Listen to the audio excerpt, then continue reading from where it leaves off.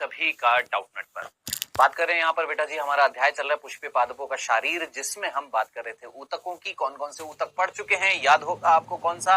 दो प्रकार के ऊतक मिलते हैं पादपों में, जिसमें हम विभजोतक ऊतक पढ़ चुके थे। हम बात कर रहे थे स्थायी ऊतक, जो बहुत ज्यादा इंपॉर्टेंट है। स्थायी ऊतक भी बेटा जी हमारे दो प्रकार के थे, एक थे हमारे सरल और एक थे हमारे जटिल। सरल हम पढ़ चुके हैं, क्या होते हैं सरल, एक बार याद दिला देता हूं। वे ऊतक जिनकी सारी की सारी कोशिकाएं एक समान होती हैं, उनको हम बोलते हैं सरल, जो तीन प्रकार के थे, पैरेन्काइमा, कॉलनकाइमा और स्क्लेरेन्काइमा। मृदुतक, स्थूल कोण और दृढ़ोतक, ये हम पढ़ चुके थे। अब आज हम बात करने वाले हैं किसकी बच्चों? आज हम बात करेंगे किसकी? जटिल स्थायी ऊतकों की। ठीक है, तो आज हम स्थायी ऊतक पढ़ेंगे, लेकिन कौन सा? जटिल स्थायी ऊतक, ये पढ़ेंगे और लास्ट में लेकर आऊंगा क्या मैं? क्विज। करें स्टार्ट। आई, ये है बेटा जी हमारे क्या? जटिल स्थायी ऊतक। अब देखिए ये जटिल स्थायी ऊतक है। अभी आपको ये समझ में नहीं आ रहा होगा सर ये क्या लेकर आए हो, तो मैं पहले बता देता हूं क्या होते हैं जटिल स्थायी ऊतक। देखना मेरे बच्चों, देखिए सबसे पहले जटिल स्थायी ऊतक जो होते हैं उनको हम इंग्लिश में क्या बोलते हैं? Complex permanent tissue. सिंपल सी बात, जटिल स्थायी ऊतक यानी कॉम्प्लेक्स परमानेंट टिश्यू क्या होते हैं ये आप अच्छे तरीके से जानते हैं।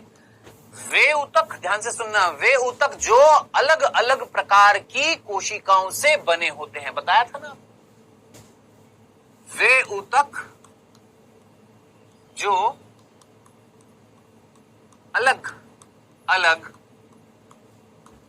प्रकार की कोशिका से बने होते हैं। ठीक है, कोशिका से बने होते हैं। लेकिन लेकिन लेकिन किंतु परंतु, ध्यान से सुनना, लेकिन किंतु परंतु याद रखना, उनकी क्रियाशीलता एक समान होती है, लेकिन वो कार्य एक करने वाले हैं। याद रखना, लेकिन क्रियाशीलता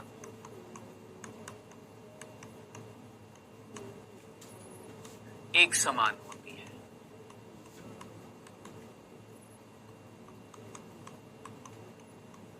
आप बोलेंगे क्या? मैंने आपको पहले भी समझाया था। देखिएगा बेटा, ये मान लो एक ऊतक है जिसमें कोशिका मिल रही हैं और ये सारी की सारी कोशिकाएं दिखने में एक समान है, एक समान है।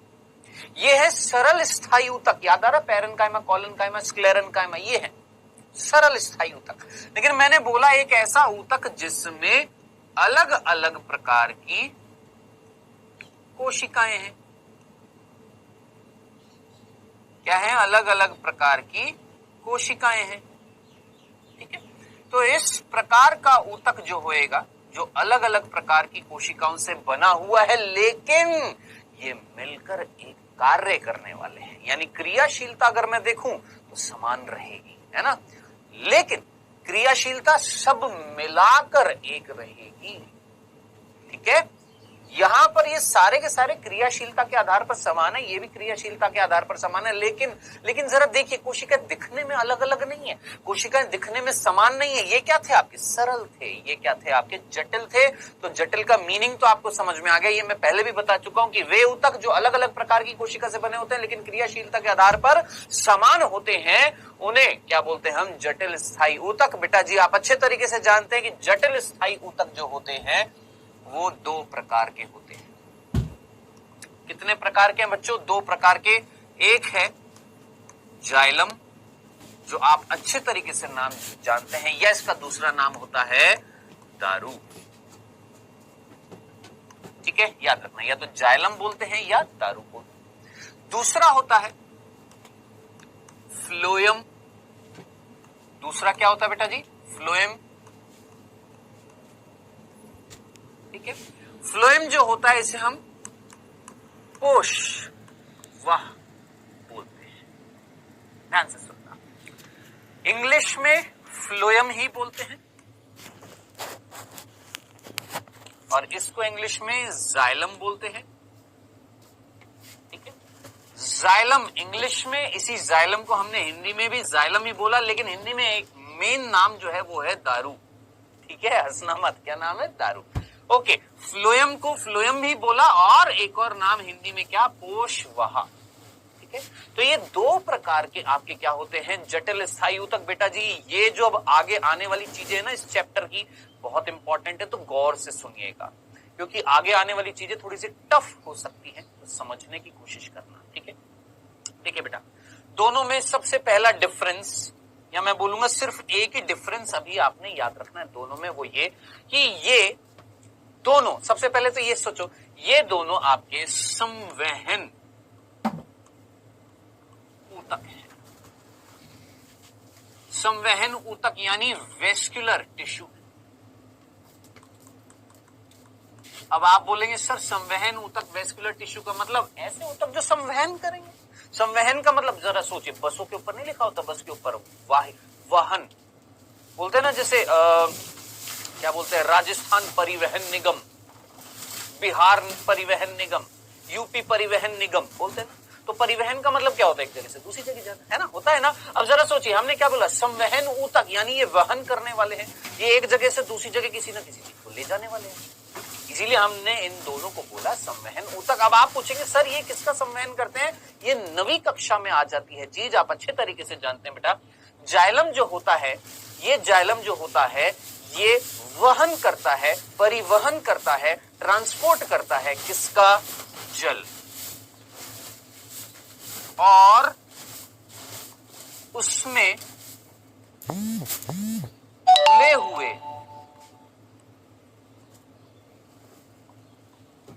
खनिज।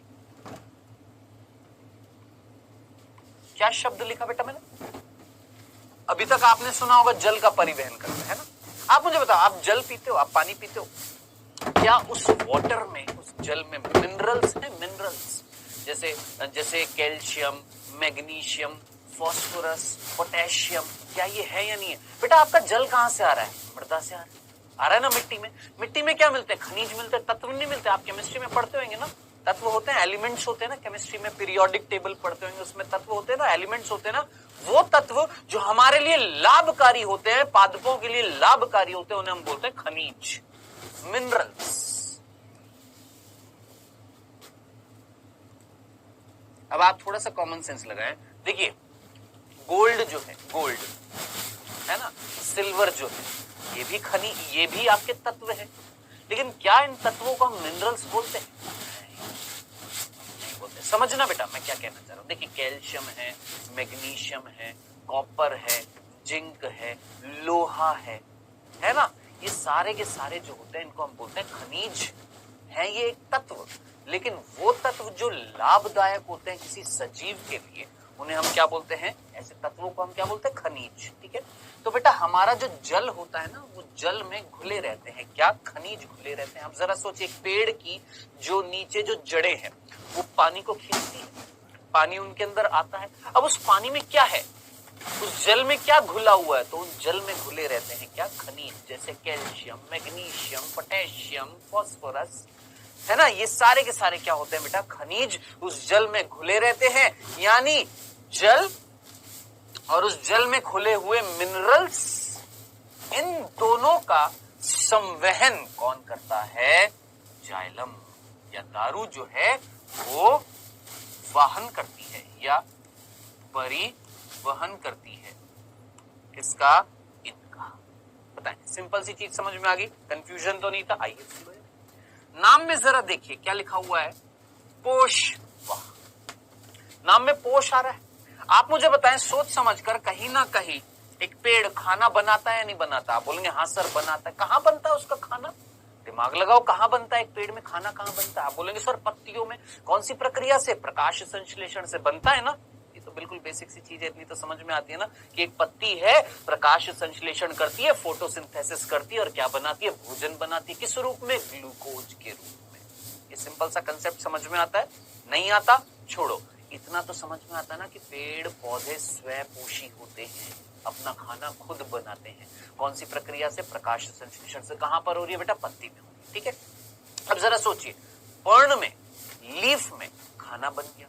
अब वो खाना मुझे ना मूल के पास ले जाना है, वो खाना मुझे ऊपर शाखा के पास ले जाना है। मान लो ये आपका एक पेड़ है, इसमें ये शाखा है, इसमें ये भी शाखा है, शाखा है, ठीक ठीक है, मान लो इस शाखा पर पत्ती नहीं है और इस शाखा पर पत्ती है, इमेजिन करो, और नीचे ये मूल है, इस शाखा पर पत्ती है, मान लेते हैं, इमेजिन करना, ठीक है, सोचना।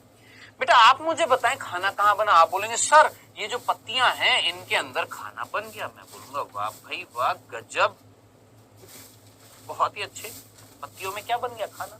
अब वो खाना मुझे कहां तक पहुंचाना है? वो खाना मुझे मूल के पास भी लाना है, वो खाना मुझे ऊपर इस शाखा में भी पहुंचाना है, इस शाखा में भी पहुंचाना है, नीचे भी लाना है। तो जरा सोचिए उस भोजन का संवहन किसका? बोल सकता हूं खाद्य पदार्थ का। किसका बेटा? खाद्य पदार्थ का। खाद्य पदार्थ, या जिसको मैं भोजन भी बोल सकता हूं, उस भोजन का बालकों संवहन या परिवहन, किसका?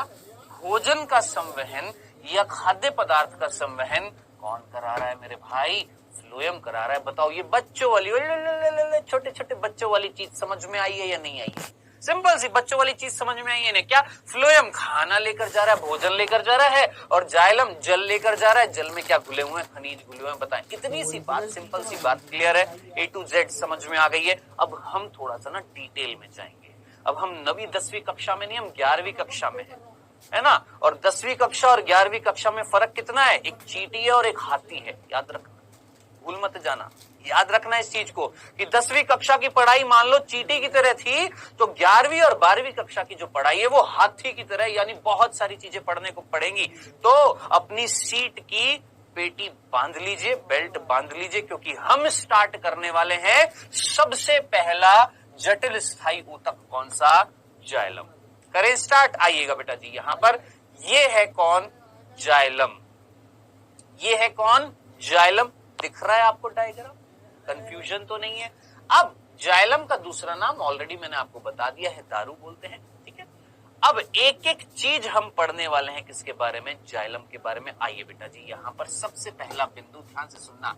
आज सिर्फ और सिर्फ जाइलम ही पढ़ेंगे और नेक्स्ट लेक्चर में पूरा फ्लोएम पढ़ेंगे। क्यों? क्योंकि हमें तसल्ली से एक एक चीज समझनी पड़ेगी, नहीं तो ये बस ये बिल्कुल ऊपर से चीरती हुई चली जाएगी आपके बालों को, ठीक है? तो आराम से तसल्ली से ध्यान से सुनिएगा। सबसे पहला, ये ऑलरेडी मैंने आपको बता दिया, फिर भी मैं लिख देता हूं, ये जटिल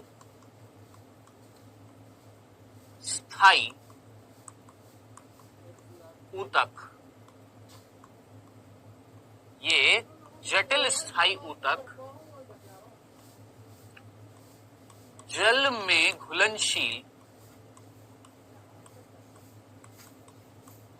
जल में घुलनशील खनिजों का, जल में घुलनशील खनिजों का संवहन करता है। क्या आप ये पहला बिंदु समझ गए हैं?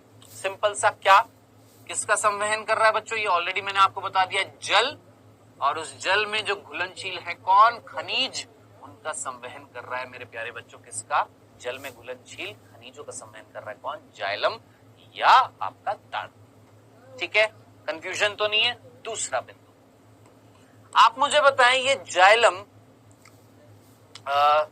गुरुत्वाकर्षण के समांतर संवहन करता है या उसके विपरीत परिवहन करता है? या मैं बोलूंगा ग्रेविटी के अनुसार या अनुरूप परिवहन करता है, या ग्रेविटी के अपोजिट करता है? सोचिए, सोचिए, गुरुत्वाकर्षण जो बल लगता है उसके विपरीत लेकर जा रहा है या उसके अनुरूप लेकर जाता है? तो मेरे भाई ध्यान से सुनना, ध्यान से सुनना। ये अगर एक पेड़ है ना, तो इस पेड़ में जाइलम, यहां पर जो जल होगा मेरे भाई, यहां पर जो जल होएगा, उस जल को हमेशा यहां से यहां लेकर जाएगा। कभी भी जल यहां से यहां नहीं आएगा, याद रख लेना, भूल मत जाना। तो क्या मैं ये नहीं बोल सकता अपोजिट टू ग्रेविटी? नहीं बोल सकता। किसके विपरीत?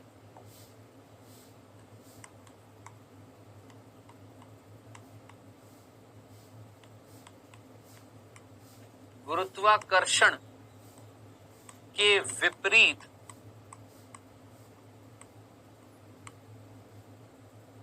संवहन करता है।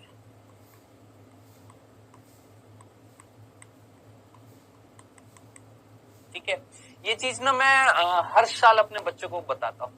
मैं जब स्नातक कर रहा था यानी ग्रेजुएशन कर रहा था ना, तो जब ग्रेजुएशन होती है ना, स्नातक की डिग्री जब मिलती है, डिग्री से पहले ना एक मैं बोलूंगा एक टेस्ट होता है, वाइवा होता है ना। प्रोफेसर्स आते हैं और वाइवा लेते हैं। वाइवा मतलब सामने बैठते हैं और आपसे प्रश्न पूछते हैं।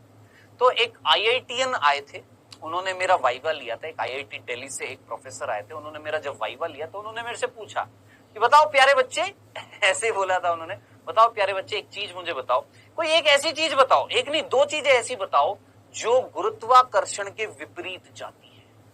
सोचिए कितना सिंपल सा प्रश्न है, गुरुत्वाकर्षण के विपरीत जाती है। अब मन में आपके क्या उठेगा? सर प्लेन जाता है, एरोप्लेन जाता है, सर रॉकेट जाता है ना, सर वृद्धि होती है, नीचे से ऊपर की तरफ वृद्धि हो रही है, ऊपर से नीचे थोड़ी ना होती है वृद्धि। हो सकती है, हाँ होती है, होती है। याद करिए हमने पिछले चैप्टर में कहीं ना कहीं आलू का एग्जाम्पल देखा था, कंद प्रकंद भूमिगत तने नहीं देखे थे, नीचे भी वृद्धि करती।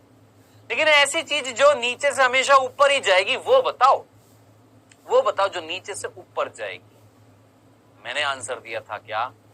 जाइलम से जाने वाला जल। उन्होंने बोला वाह बिल्कुल सही है, कोई दिक्कत नहीं है। दूसरा उदाहरण, दूसरा जो नीचे से ऊपर जाएगा। आप जानते हैं मेरे शरीर में रक्त होता है, रक्त होता है, नीचे जाता है, लेकिन नीचे से ऊपर कैसे आता है? आता है एक बल से नीचे जा रहा है और उसी बल से वो नीचे से ऊपर। यानी खुद सोचिए, खुद सोचिए, मेरे अंदर रक्त है, मेरे पैरों की कोशिका में, मेरे पैरों की कोशिका के आसपास जो रक्त है, क्या वो ऊपर नहीं आएगा? हृदय के पास आएगा ना। तो उन्होंने बोला यस, वेरी गुड, हमारे अंदर रक्त का परिवहन जो होता है ना, वो भी नीचे से ऊपर होता है।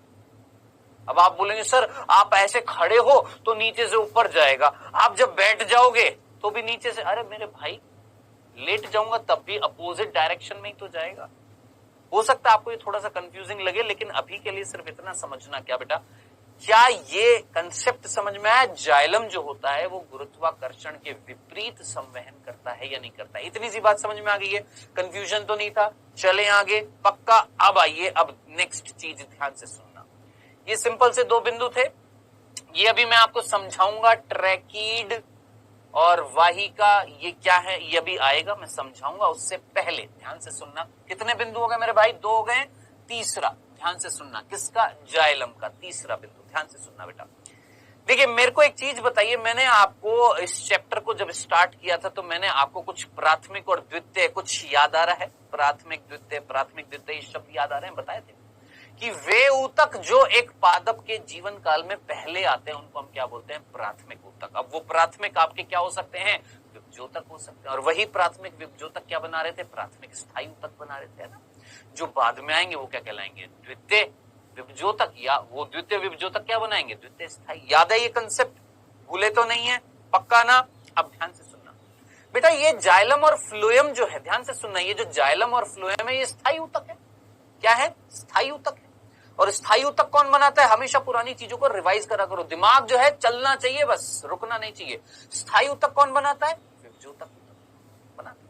अब जरा सोचिए, कोई प्राथमिक विभजोतक ने क्या बनाए थे? प्राथमिक स्थायी बनाए थे ना, बनाए थे। अब जाइलम और फ्लोएम क्या स्थायी है ना, तो याद रखना एक पेड़ के, ध्यान से सुनना मेरे शब्दों को कान खोलकर, एक पेड़ के जीवन काल में सबसे पहले बनने वाले जाइलम को क्या मैं प्राथमिक जाइलम बोलूंगा या नहीं बोलूंगा? सोचना। क्या एक पादप के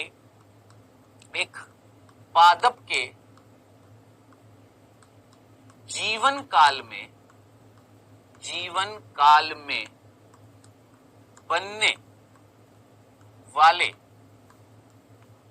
सर्वप्रथम जाइलम को प्राथमिक जाइलम कहा जाता है। प्राथमिक जाइलम कहा जाता है।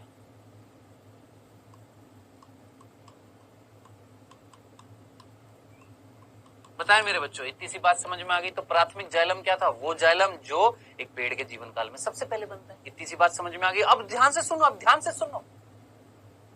प्राथमिक जाइलम समझ में आ गया, जो जीवन काल में सबसे पहले बनेगा, जीवन काल में सबसे पहले बनेगा, है ना। अब इधर देखना, ये प्राथमिक जाइलम भी दो प्रकार के होते हैं। ये प्राथमिक जाइलम भी दो प्रकार के होते हैं। कौन? प्राथमिक जाइलम दो प्रकार के होते हैं। एक वो प्राथमिक जाइलम जो पहले आते हैं और एक वो प्राथमिक जाइलम जो पहले के बाद आते हैं। आप बोलेंगे क्या क्या सर, समझ में नहीं आया। देखो, प्राथमिक जाइलम दो प्रकार के होते हैं। एक का नाम होता है प्रोटोजाइलम, प्रोटोजाइलम, और एक होते हैं मेटाजाइलम। एक है प्रोटोजाइलम और एक है मेटाजाइलम। इसको बोलते हैं बेटा जी अधिदारु। क्या बोलते हैं इसको? अधिदारु।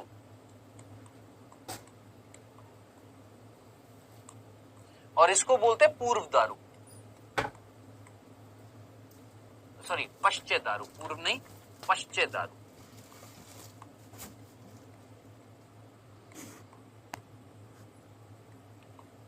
यानी पहले जो आए हैं आदिदारु या पूर्व दारु, इनको पूर्व दारु भी बोलते हैं, पहले जो आए हैं, और जो बाद में आए हैं। आप बोलेंगे सर बाद में आए हैं कैसे? देखो देखो, ध्यान से सुनना, ये बहुत कंफ्यूजिंग होता है, कई बच्चों को समझ में नहीं आता। देखो, इसको मैं एक उदाहरण से समझाने की कोशिश करता हूं। मान लो एक माता पिता है, एक माता पिता है, ठीक है। इनका पहला बच्चा जो है, पहली संतान जो है, पहली संतान जो है, मान लेते हो एक लड़की है, ठीक है। पहली संतान कौन है? लड़की है। और दूसरी संतान की अभी मैं बात नहीं कर रहा, चलो लिख देता हूं। सेकंड जो संतान है, जो 4 साल बाद होएगी, मान लेते हैं कितने साल बाद? 4 साल बाद पैदा हुई, वो मान लेते हैं वो भी लड़की है। चलो जी, कोई दिक्कत नहीं है। मैं तो पहली संतान की बात कर रहा था। अब ये जो पहली संतान है लड़की, ठीक है। अब इस लड़की जो है, ध्यान से सुनना, ये जो लड़की जो है, ठीक है, इसके जीवन काल में, ये जो लड़की पैदा हुई है ना, ये जो लड़की पैदा हुई है, इसके जीवन काल में स्टार्टिंग में जो अवस्थाएं थी, क्या वो बाल्यावस्था है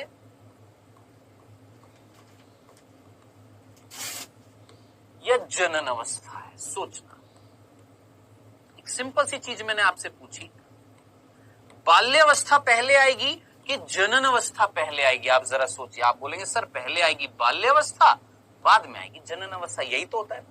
एक बच्चा जब पैदा होता है तो उसमें स्टार्टिंग में कौन सी अवस्था आती है? क्या वो बालक नहीं होता? बाद में जब वो बड़ा होता है तब वो जनन कर सकता है, तब वो बच्चे पैदा कर सकता है ना। तो मैंने क्या बोला, एक माता पिता है जिनकी पहली जो संतान जो थी, जिसको मैं प्राथमिक संतान नहीं बोल सकता, प्राथमिक संतान नहीं बोल सकता, प्राथमिक मतलब पहली संतान। अब वो पहली संतान में भी जो जीवन की जो अवस्था है, उनमें पहली अवस्था कौन सी होगी? पहली जो बच्ची है उसमें, पहली बच्ची में पहली अवस्था कौन सी होगी? बाल्य अवस्था। बाद में कौन सी अवस्था होगी? जनन अवस्था। अब इसी की तुलना करना यहां पर क्या, कि एक पादप है जिसके जीवन काल में जो सबसे पहला जाइलम आएगा, सबसे पहली संतान आएगी, जाइलम के उपलक्ष्य में बात कर रहा हूं, पहली जो संतान आई, पहला जो जाइलम आएगा, उसको मैं क्या बोलूंगा? प्राथमिक जाइलम। अब ये प्राथमिक जाइलम के जो जीवन काल में पहली जो बाल्यावस्था आएगी, उसको मैंने बोला प्रोटोजाइलम, यानी सबसे पहला उत्पन्न होने वाला प्राथमिक जाइलम कौन सा होगा? प्रोटोजाइलम। और बाद में आने वाला प्राथमिक जाइलम कौन सा होएगा? मेटाजाइलम। यानी यूं सोचो, देखो जाइलम जो है ना, जाइलम, ये जाइलम जो है, ये एक माता पिता है। उन माता पिता की जो पहली संतान है उसको हमने बोला प्राथमिक जाइलम। प्राथमिक जाइलम की जो पहली अवस्था है, बाल्य अवस्था, वो क्या है? प्रोटोजाइलम। और बाद में जो अवस्था है वो कौन सी है, मेटाजाइलम। और इसको है ना जनन अवस्था और बाल्य अवस्था मत कर देना कि ये जनन करेगा और ये बालक है, नहीं, वो सिर्फ समझाने के लिए मैंने आपको बताया था, तुलनात्मक रूप से बताया था कि जीवन काल की अगर मैं अवस्थाएं देखूं तो जो पहली बच्ची होएगी उसमें पहले बाल्य अवस्था, बाद में जनन अवस्था। उसी तरीके से जो एक पेड़ के अंदर, ध्यान से सुनना मेरे भाई, एक पेड़ के अंदर जो सबसे पहले जाइलम आएगा वो कौन सा होएगा बेटा, प्राथमिक, ठीक है। और प्राथमिक जाइलम भी जो सबसे पहले आएगा वो कौन सा, प्रोटोजाइलम, और बाद में जो प्राथमिक जाइलम आएगा वो कौन सा होएगा, मेटाजाइलम, ठीक है। तो मैं बोलूंगा जीवन काल में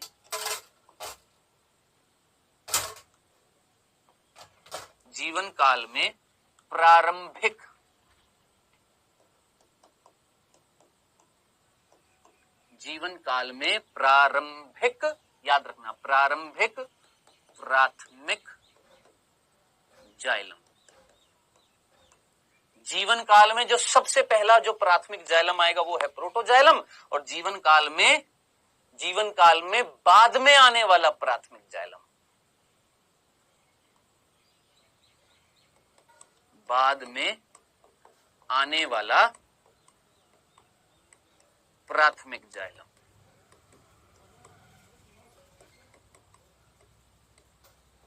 ठीक है मेरे भाई, इतनी सी बात समझ में आ गई, कंफ्यूजन तो नहीं। अब इधर देखिएगा, ध्यान से सुनो बेटा जी। मान लो मैं ना इस प्रोटोजाइलम को दर्शा रहा हूं इस तरीके से, और मेटाजाइलम को दर्शा रहा हूं इस तरीके से, और दोनों को कैसे दर्शा रहा हूं देखिएगा, ध्यान से देखिएगा। मान लो प्रोटोजाइलम को मैंने दर्शाया लाल रंग से, सिर्फ समझाने के लिए। किससे दर्शाया, लाल रंग से, और मेटाजाइलम को मैंने दर्शाया हरे रंग से। कोई कंफ्यूजन तो नहीं है, समझ में आया। प्रोटोजाइलम को किस रंग से बताया, लाल से, और मेटाजाइलम को मैं दिखाने की कोशिश कर रहा हूं आपको किससे, नीले रंग से। इतनी सी बात समझ में आई। अब आप बोलेंगे ये रंगों से क्यों दिखा रहे हो, रंगों का खेल क्यों खेल रहे हो हमारे साथ, कुछ समझाना है इसीलिए। देखिएगा, देखिए बच्चों ध्यान से सुनना, देखिएगा ध्यान से सुनना बेटा। ये क्या था, आप बोलेंगे सर ये तना था। चलो यहां पर बना देता हूं, ये देखो, देखो ये है बच्चों, मान लो तना, और ये है मूल, ठीक है। याद है ये कौन सी मूल थी, भूले तो नहीं है, मूसला मूल, ये प्राथमिक मूल थी ना। ये है तना, ठीक है। अब ध्यान से सुनना, मैंने इस तने का इतना सा भाग काटा, और काट कर मैंने यहां पर दिखाने की कोशिश करी। अब देखिए ये तना ऐसे है, ये मेरा पेन है, ये तना है, ध्यान से सुनना। या मैं इसको तना मान लेता हूं, ये मान लो तना है, ये हमारा तना है, ठीक है? मैंने इस तने को ऐसे काटा, चलो ये लो काट दिया। अब काटने के बाद इसको मैं जब आपके सामने ऐसे रख कर दिखाऊंगा तो गोल दिखाई देगा या नहीं दिखाई देगा, दिखाई देगा ना, गोल दिखाई देगा। चलो जी ठीक है जी, आइए इस तने को काटा, इतना सा भाग काटा, और काट कर आपके सामने रखा, कैसा दिखाई दे रहा है, गोल। उसी प्रकार मैंने इस मूल को काटा, इतने से भाग को काटा, और काट कर आपके सामने रखा, कैसा दिखाई दिया, गोल, ठीक है। अब आप मुझे बताएं, ये जो बीच वाली जो जगह है, इसको मैं क्या बोलूंगा, आप बोलेंगे सर इसको हम बोलेंगे केंद्र। तो क्या बात है, बहुत तगड़ी चीज बताई। ये जो जगह है इसको हमने क्या बोला, केंद्र, और ये जो किनारे हैं इसको हम क्या बोलेंगे, परिधि।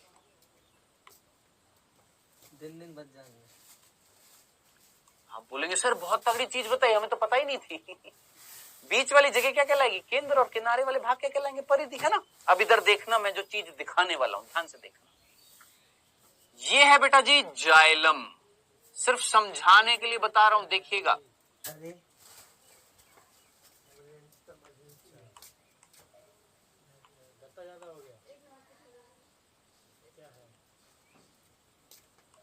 ये कौन है, जाइलम, ठीक है। और फ्लोएम में अभी नहीं दिखा रहा हूं, मैं सिर्फ किसकी बात कर रहा हूं, जाइलम की बात कर रहा हूं, फ्लोएम की बात नहीं कर रहा हूं। ये कहां पर दिखाया मैंने जाइलम? ये तने में। तने में किसकी बात कर रहा हूं? जाइलम में। और मूल में दिखा रहा हूं।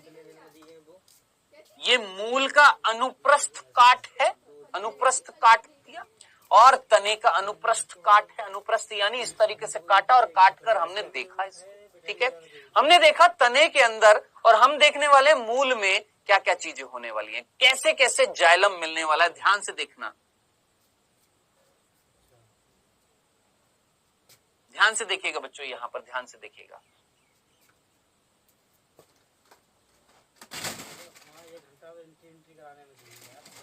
पहले हम तने की बात कर लेते हैं। पहले हम किसकी बात करते हैं? तने की। ठीक है, ध्यान से देखिएगा बेटा जी। अच्छा, एक और चीज ये मैंने बता दिया, हाँ, प्रोटोजाइलम मेटाजाइलम बता दिया ना। अब इधर देखिएगा, प्रोटोजाइलम को मैंने कौन से रंग से दिखाया था मेरे बच्चे? सोचो जल्दी से। ब्रिटानिया का गेम सही, ब्रिटानिया गेम ये रामचंद्र आएंगे, एंट्री कराएंगे, फट अंदर ले लेंगे। हुमा का है चोर साला। कौन से रंग से दिखाया था? लाल दिखाया था।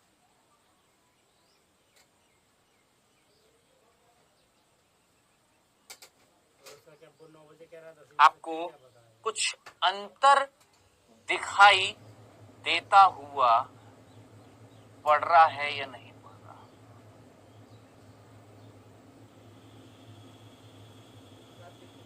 दिख रहा है? क्या अंतर दिखाई दे रहा है? जरा जल्दी से मुझे बताएं, क्या अंतर दिखाई दे रहा है आपको यहां पर? आप सीधा बोलेंगे सर। सर, तने में ना, तने में लाल कौन था? लाल था। मैंने लाल रंग किसको दिखाया था? प्रोटोजाइलम को। सर तने में ना, सर तने में ना प्रोटोजाइलम जो है, ध्यान से देखिएगा, तने में प्रोटोजाइलम किधर की ओर है? केंद्र की ओर। अगले पेज पर लिख देता हूं, ज्यादा बेटर रहेगा। इधर देखिएगा, बड़े बड़े अक्षरों में, साफ साफ अक्षरों में, ज्यादा बेटर रहेगा। क्या बोला मैंने बेटा? तने में यानी हमारे स्टेम में क्या परिस्थिति मिली थी? प्रोटोजाइलम जो था वो किधर की तरफ मिल रहा था? केंद्र की ओर। जबकि मेटाजाइलम जो था, मेटाजाइलम जो था वो कहां पर मिल रहा था? परिधि की ओर। देख लीजिए एक बार, प्रोटोजाइलम को मैंने किससे दिखाया था? जो सबसे पहला प्राथमिक जाइलम आएगा लाल रंग का प्रोटोजाइलम, जो बाद में आया हरे रंग का मेटाजाइलम। देखो इस तने में लाल रंग का कौन है? आप बोलेंगे सर प्रोटोजाइलम। किधर की तरफ है? केंद्र की तरफ के परिधि की तरफ? आप बोलेंगे केंद्र की तरफ। जबकि हरे रंग का कौन था? हरे रंग का कौन था? मेटाजाइलम। हरे रंग का मेटाजाइलम किधर की तरफ है? परिधि की तरफ। है या नहीं है? है या नहीं है? इस परिस्थिति को ध्यान से सुनना, इस परिस्थिति को बोला जाता है, ये कंडीशन जो होती है इसको बोला जाता है मध्या। ध्यान से सुनिएगा, इस परिस्थिति को क्या बोला जाता है बेटा जी? ध्यान से सुनिएगा, इस परिस्थिति को बोला जाता है मध्यादिदारुक। ध्यान से सुनना, क्या बोलते हैं बेटा जी? मध्यादिदारुक।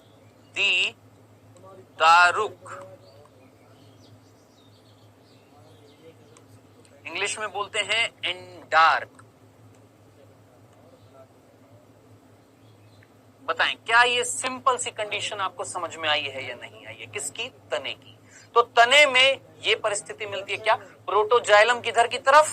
सेंटर की तरफ। और मेटाजाइलम परिधि। यानी जो पहला, ध्यान से सुनना, जो पहला जाइलम आएगा कौन? प्राथमिक जाइलम। वो भी सबसे पहला कौन? प्रोटोजाइलम। वो केंद्र की तरफ आएगा, और जो बाद में आएगा वो परिधि की तरफ आएगा। ये परिस्थिति क्या कहलाती है बेटा? मध्यादिदारुक, यानी एंडार्च। एंडार्च बोल दीजिए, एंडार्क बोल दीजिए, वैसे इंग्लिश में एंडार्क बोलते हैं। ठीक है, अब आप खुद सोचिए, मूल में क्या मिल रहा है, यानी रूट में क्या मिल रहा है? उल्टा, बिल्कुल उल्टा मिल रहा है। क्या? कि प्रोटोजाइलम जो है और मेटाजाइलम जो है बिल्कुल उल्टा मिल रहा है। प्रोटोजाइलम किधर की तरफ? परिधि की तरफ। और मेटाजाइलम किसकी तरफ? केंद्र की तरफ। जो लाल रंग का कौन था, प्रोटोजाइलम, देख लो परिधि की तरफ है। और हरे रंग का मेटाजाइलम, मेटाजाइलम हरे रंग का था ना, हरे रंग का मेटाजाइलम कहाँ है, केंद्र की तरफ। ये परिस्थिति किस में मिल रही है बेटा जी, आपकी मूल में मिल रही है। और इस परिस्थिति को हम बोलते हैं बाह्य आदि दारुक। याद रखना, इसको हम क्या बोलते हैं, बाह्य आदि दारुक बोलते हैं, इंग्लिश में बोलते हैं एक्सार्क। अब आप मुझे बताएं, क्या ये समझ में आया? आप बोलेंगे हाँ सर बढ़िया समझ में आ गया। मेरे बच्चे समझ में तो आता है ये, लेकिन मैं इस चीज को गारंटी के साथ कह सकता हूं कि अगर मैं ये आपसे ना 1 महीने बाद पूछूंगा ना, आप भूल जाएंगे। आप क्या, मैं खुद ही भूल जाता हूं, मैं भी भूल जाता हूं। अरे इंसान है भाई, हमारा फर्ज है भूलने का, है ना। लेकिन भूलना मत, रिवाइज करते रहना इन सारी चीजों को। आप रिवाइज करेंगे, ये सारी चीजें आपको याद रह जाएंगी। ठीक है, अब आप मुझे बताएं, क्या ये सिंपल सी बात, आपको ये सिंपल सी बात समझ में आ गई है? कितने बिंदु हैं? मात्र 3 बिंदु हुए हैं मेरे भाई, सिर्फ 3 बिंदु हुए हैं। अब थोड़ा सा आगे चलते हैं और जल्दी से पढ़ते हैं बेटा चौथा बिंदु। क्या? जाइलम जो होता है, जाइलम कैसा ऊतक है? जटिल ऊतक है ना। इतनी सी बात समझ में आती है। जाइलम कैसा ऊतक है? जटिल ऊतक है बेटा। ये जाइलम 4 प्रकार की कोशिकाओं से बना होता है। क्या बोला हमने? जाइलम 4 प्रकार की कोशिकाएं जो होती हैं उनसे बना होता। अब जरा सोचिए, जटिल है ना, और जटिल का मतलब क्या था? जो अलग अलग प्रकार की कोशिकाओं से मिलकर बना हो और क्रियात्मक रूप से समान हो, है ना। तो बेटा जी जाइलम जो है 4 प्रकार की कोशिकाओं से मिलकर बना होता है। कौन कौन सी? ध्यान से सुनना। सबसे पहले वाहिनी का, सबसे पहला शब्द क्या आ रहा है? वाहिनी का, जिसको हम ट्रैकीड्स बोलते हैं। क्या नाम देते हैं? ट्रैकीड्स। दूसरा वाहिका, दूसरा नाम क्या है? वाहिका, जिसको हम क्या बोलते हैं बेटा जी? याद रखना, वेसल्स। Tracheids, vessels, simple. चले, तीसरा होता है जिसको हम बोलते हैं जाइलम रेशे। याद रखना, जिसको हम क्या नाम देते हैं? जाइलम रेशे, या जिसको हम काष्ठ तंतु भी बोलते हैं। ठीक है, अब इसको इंग्लिश में क्या बोलते हैं? लिख देता हूं, जाइलम फाइबर्स। और काष्ठ तंतु जो होता है ना, इसको हम बोलते हैं बेटा वुड। आप बोलेंगे सर वुड यानी लकड़ी? मैं बोलूंगा हाँ।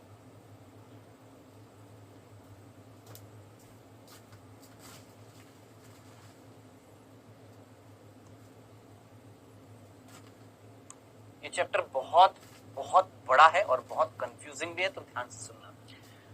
आखिरी जो चीज होती है उसको हम बोलते हैं जाइलम मृदुतक, जिसको हम बेटा जी काष्ठ मृदुतक भी बोलते हैं।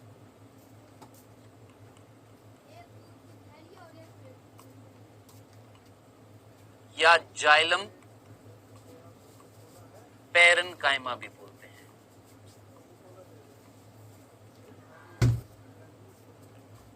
अब आप बोलेंगे सर इंग्लिश में क्या बोलते हैं? अरे मेरे भाई इंग्लिश में तो लिख दिया जाइलम पैरेन्काइमा, इंग्लिश का ही वर्ड है जाइलम पैरेन्काइमा। ठीक है, तो ये 4 प्रकार की कोशिकाएं मेरे प्यारे बच्चों, ये 4 प्रकार की कोशिकाएं जो हैं ये मिलकर बनाती हैं जाइलम, ये मिलकर बनाती है जाइलम। ठीक है, अब सुनना, ध्यान से सुनना, सुनिएगा।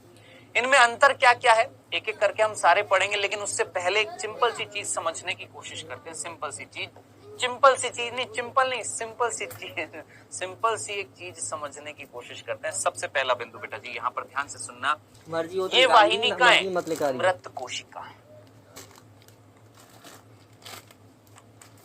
सुनना, कैसी कोशिकाएं? मृत कोशिका। ये वाहिका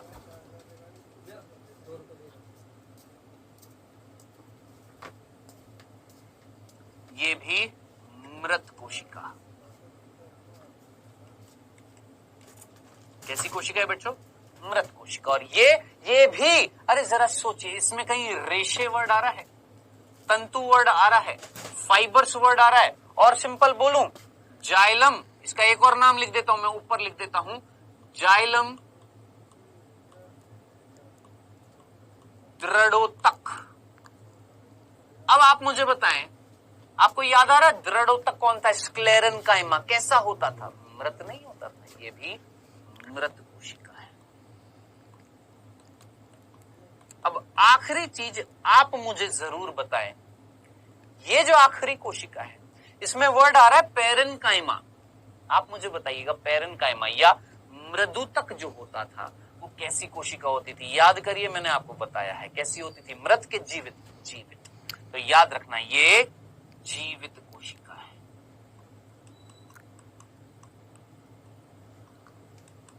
अब प्यारे बच्चों सोच समझकर मुझे बताएं, जाइलम या दारू आपकी 4 प्रकार की कोशिकाओं से बनी हुई है, जिसमें से 3 आपकी मृत होती हैं, केवल 1 आपकी जीवित कोशिका होती है। बस भूल मत जाना इस चीज को जो मैंने आपको ये पढ़ाया है, ठीक है। अब इसके आगे हम क्या पढ़ने वाले हैं बेटा जी? इसके आगे हम पढ़ेंगे क्या? वाहिनिकाएं पढ़ेंगे, वाहिका पढ़ेंगे, ये पढ़ेंगे, ये पढ़ेंगे, लेकिन ये सारी चीजें हम पढ़ेंगे नेक्स्ट लेक्चर। ये सब कुछ हम पढ़ेंगे एक एक करके, ये सारी आज इतना ही पढ़ेंगे, बाकी इसके आगे का सब कुछ, इसके आगे का सब कुछ समझ में आया? इसके आगे का मतलब कहने वाली बात जो है वो ये कि हम अगले लेक्चर में ये पढ़ेंगे इनकी संरचना कैसी होती है, इनके अंदर गुहा होती है नहीं होती है, इनकी संरचना कैसी होती है, इनके अंदर गुहा होती है, ये किसमें मिलती है, ये किसमें मिलती है, ये क्या करती हैं, ये क्या करती है, यानी ये सब कुछ हम पढ़ेंगे नेक्स्ट लेक्चर में, सब कुछ, ठीक है। और उसके बाद हम फ्लोएम भी स्टार्ट करेंगे नेक्स्ट लेक्चर में, ठीक है। तो आज जो मैंने आपको पढ़ाया है आई होप समझ में आ गया होगा, इसमें कोई कंफ्यूजन नहीं होगा। जो आज सारी चीजें पढ़ाई हैं, क्या पढ़ाया है आज? याद कीजिए, आज बेटा हमने जटिल स्थायी ऊतक पढ़ा है, और वो भी जटिल स्थायी ऊतक कौन सा? हमने जाइलम। ज्यादा कुछ नहीं पढ़ा है, मैं फिर बोल देता हूं, आज हमने ज्यादा कुछ नहीं पढ़ा है, लेकिन आज हमें यूं बोल सकता हूं कि थोड़ी सी नॉलेज ज्यादा मिली है। किसके बारे में? जाइलम के बारे में। हम नाम जानते थे पहले से, लेकिन ये नहीं पता था प्राथमिक जाइलम, आदि दारू, पूर्व दारू, है ना, ये सारे शब्द नहीं पता थे। अगर पता लग गए हैं, समझ में आ गए तो वेल एंड गुड है। हमें बाह्य आदि दारुक नहीं पता था, मध्य आदि दारुक नहीं पता था, एंडार्क नहीं पता था, एक्सार्क नहीं पता था, शायद आज समझ में आ गया होगा। तो बेटा आज हमने कुल मिलाकर जाइलम पढ़ा है। प्राथमिक जाइलम जो होते हैं आपके 2 प्रकार के, प्रोटोजाइलम, मेटाजाइलम। जो पहले प्राथमिक आते हैं प्रोटोजाइलम, जो बाद में आते हैं मेटाजाइलम। तने में अलग परिस्थिति होती है और मूल में अलग परिस्थिति होती है। कृपया करके मत भूल जाना, सुबह सुबह उठकर जरूर याद रखना, ये चीज याद करना, रिवाइज करना। मध्यादि दारुक क्या था, एंडार्क क्या था, बाह्यादि दारुक क्या था, एक्सार्क क्या था, किसमें मिल रहा था, तने में के मूल में कौन सी परिस्थिति क्या थी, प्रोटोजाइलम किधर की तरफ था, मेटाजाइलम किधर की तरफ था, ये सब कुछ आपने याद करना पड़ेगा, ठीक है। अभी समय हुआ है बच्चों आपके क्विज का। पहला प्रश्न आपकी स्क्रीन पर, क्विज का पहला प्रश्न आपकी स्क्रीन पर आता हुआ फर्स्ट। उपरोक्त में से कौन जल का संवहन करता है? पहला ऑप्शन जाइलम, फ्लोएम, तीसरा ऑप्शन दोनों ए और बी, और चौथा कोई नहीं। बताएं जल्दी से, बहुत सिंपल सा प्रश्न है कि कौन जल का संवहन करता है। बहुत सिंपल सा प्रश्न है, जल्दी से आंसर करिए, सिंपल सा है।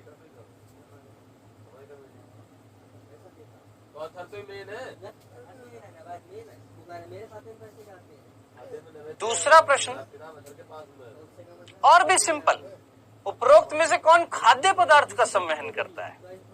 जाइलम, फ्लोएम, या दोनों ए और बी, या कोई नहीं? जल्दी से आंसर दीजिएगा, बहुत सिंपल सा प्रश्न है, फटाफट आंसर दीजिएगा। पढ़ा दिया है मैंने आपको और आप जानते हैं। चल समय हुआ समाप्त, आइए डिस्कस करते हैं बेटा। पहला प्रश्न था बच्चों कि जल का संवहन कौन करता है? आप अच्छे तरीके से जानते हैं मेरे भाई, जाइलम करेगा, फ्लोएम तो किसका करता है? खाद्य पदार्थ का। और यही दूसरा प्रश्न था कि खाद्य पदार्थ का संवहन कौन करता है, बताएं। इतना सिंपल सा प्रश्न नहीं करेंगे क्या आप? कौन? फ्लोएम, ठीक है।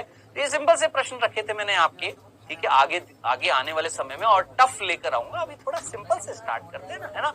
चलिए, तो बेटा जी होमवर्क मिलेगा नीचे होमवर्क सेक्शन में, और साथ साथ हम नेक्स्ट लेक्चर में पढ़ने वाले हैं क्या, खत्म थोड़ी ना हुआ अभी, जाइलम के भाग पढ़ने वाले हैं, ठीक है। तो मिलेंगे बेटा जी नेक्स्ट लेक्चर में। Okay then, Tata.